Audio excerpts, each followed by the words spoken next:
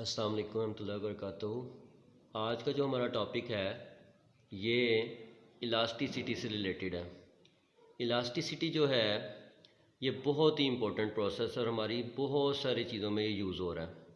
सबसे पहले हम इलास्टिसिटी डिफ़ाइन करेंगे कि क्या होती है। डिफ़ाइन इलास्टिसिटी 7.811.1 टॉपिक है। The property of a body to restore its original size and shape as deforming force ceases to act is called elasticity. यानी कि वो प्रॉपर्टी किसी भी जिस्म की कि जब उसको उसके ऊपर जो फोर्स हम अप्लाई कर रहे हैं वो अगर ख़त्म कर देते हैं तो वापस अपनी जगह अपनी साइज़ या शेप में वापस आ जाती है, ओरिजिनल साइज़ और शेप में। इसका मतलब है उसके अंदर इलास्टिसिटी है। डिफॉर्मिंग फोर्स जो सी होती है ये वो फोर्स होती है जो कि शेप या साइज़ को चेंज कर देती है, डिफॉर्म कर देती है। तो सीजेस टू एक्ट का मतलब ये है कि हम उसको रोक देते हैं, उसको ख़त्म कर देते हैं, उसका एक्ट जो सा है कम कर देते हैं।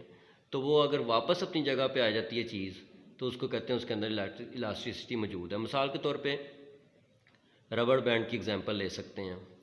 अगर रबड़ बैंड को आप स्ट्रेच करते हैं तो एक इतना स्ट्रेच करते हैं कि अगर उसके ऊपर जो फोर्स आप अप्लाई कर रहे हैं स्ट्रेच करने के लिए वो ख़त्म कर देते हैं और वो वापस अपनी पहली शेप में वापस आ जाए रबड़ बैंड, तो इसका मतलब है कि उसके अंदर इलास्टिसिटी है।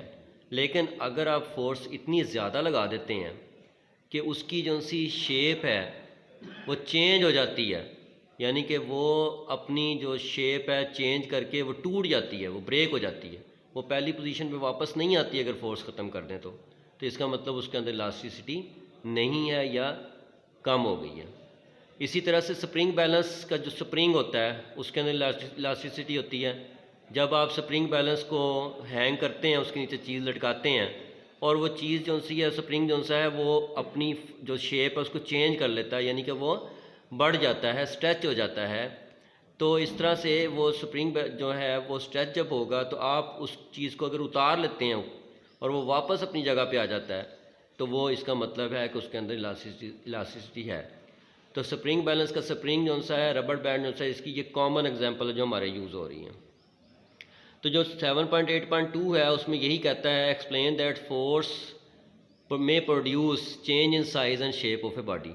जब आप कोई फोर्स लगाते हैं तो ज़ाहिरी बात है उसकी जो सी शेप है और उसके साइज़ के अंदर तब्दीली होती है। तो कहते हैं when a force is applied, जब आप फोर्स अप्लाई करते हैं, this force changes the length, breadth और हाइट। तीनों चीज़ें भी चेंज कर सकती, कोई एक चीज़ भी चेंज कर सकती है। And also change its shape. जब ये चीज़ें चेंज होंगी लेंथ, ब्रेड्थ या हाइट, तो इसका मतलब उसकी शेप भी चेंज होगी। If the object is not restored to its original shape then it means that the shape of object is changed. अगर वो अपनी जगह पे वापस नहीं रिस्टोर होती चीज़, जैसा रबड़ बैंड है उसको आप बहुत ज़्यादा स्ट्रेच कर देते हैं और वो टूट जाती है, रिस्टोर नहीं हुई अपनी वापस पोजीशन पे, ओरिजिनल पोजीशन शेप पे, इसका मतलब है कि उसकी शेप जो उसकी ऑब्जेक्ट की वो चेंज हो गई है। If the size of the object is change but after removing the force of the object restore its original previous position then its shape and size remains constant. मिसाल के तौर पे आपने स्ट्रेच किया उसको, रबर बैंड को, और जब आपने उसको उसका साइज़ चेंज हो गया, जाहिर है वो बढ़ गया।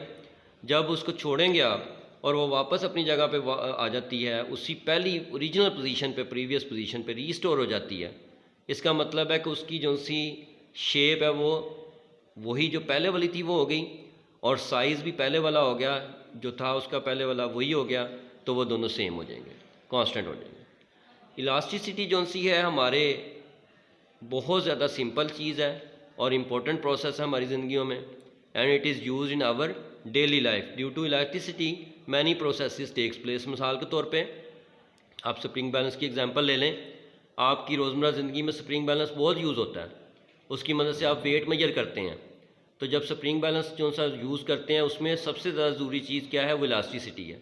इसका मतलब आपने उसके ऊपर इतना लोड लटकाना है या हैंग करना है कि वो जितना बर्दाश्त कर सके। ऊपर लिखा होता है स्प्रिंग बैलेंस पे, अगर देखें आप कि कितना लोड आप हैंग कर सकते हैं। अगर उससे ज़्यादा हैंग करेंगे लोड तो वो स्प्रिंग अपनी वैल्यू चेंज कर जाएगा और अगली दफ़ा वो वापस अपनी ओरिजिनल पोजीशन पर नहीं आएगा, जिससे ये पता लगेगा कि वो अपनी शेप और साइज़ चेंज कर गया है और उसकी जो सी लास्ट लिमिट है वो क्रॉस हो गई है। तो इस तरह से हम ये टॉपिक जो है इसको देख सकते हैं कि इलास्टिसिटी जो सी है इसके लफ्ज़ से ही ज़ाहिर है इलास्टिक। इलास्टिक का मतलब होता है जिसके अंदर ये ताकत हो कि वो वापस अपनी जगह पे आ सके। अगर वो वापस नहीं आती तो उसके अंदर इलास्टिसिटी जो सी है वो कम है या ख़त्म हो गई है। ये देखें एक स्प्रिंग बैलेंस है हमारे पास, तो अगर गौर करें तो देखें इसकी जो सी ये नीडल है वो ज़ीरो से थोड़ी सी नीचे है, ठीक है। अगर आप देखें तो तकरीबन ज़ीरो है। हम इसको कर सकते हैं, सही कर सकते हैं इसको। हम इसको देखें ठीक कर लिया हमने इस तरह से कि हमने ये स्ट्रिप होती है ना, ये वाली, ये जो स्ट्रिप होती है इसको ऊपर नीचे मूव कर सकते हैं, तो ज़ीरो पे ले आए हैं इसको। अब देखिए मैं इसको इधर से नीचे से इसको पकड़ूंगा यहाँ से, जिस तरह मैं इसके ऊपर लोड करूँगा।